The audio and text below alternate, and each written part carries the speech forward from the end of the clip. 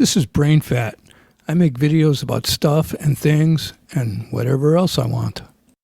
In 2005, a homeless man named Ted Rodrigue stumbled upon a briefcase filled with crisp $20 and $50 bills totaling $100,000.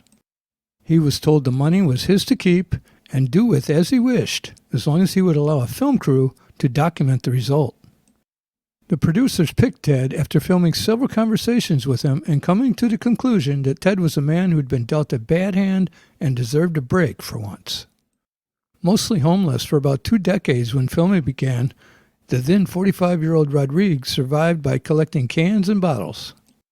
On an average day, he noted he could make about $20 or so doing this, enough to buy himself food, alcohol, and cigarettes. Besides alcohol and cigarettes, Ted avoided drugs owing to bad experiences he'd had with them earlier in his life. After a brief meeting with the financial advisor, Ted bought himself a new bicycle and took it and his friend Mike to an amusement park. Following this, Ted rented a room in a motel, but due to years of sleeping rough, he found it hard to adjust and ended up sleeping on the floor. To start with, Ted's financial decisions were reasonably restrained. But what happened after very closely resembles what happens to many big-ticket lottery winners. Soon after finding the money, news of Ted's wealth spread to his associates in the homeless community, who came to him asking for help. Being a generally nice guy, Ted kindly obliged, paying off many of his friends' debts and providing for them financially.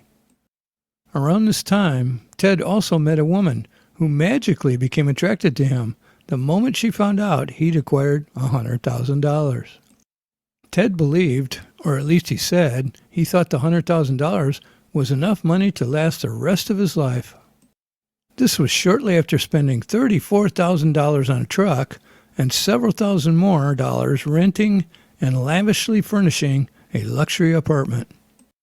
A mere few months later, Ted became more paranoid about his financial situation and stopped sharing his bank statements with the documentary crew.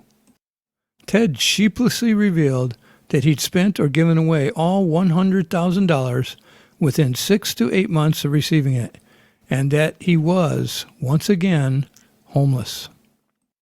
It's also noted that Ted's marriage broke apart as soon as the money ran out, and all of the friends he'd made and helped abandoned him.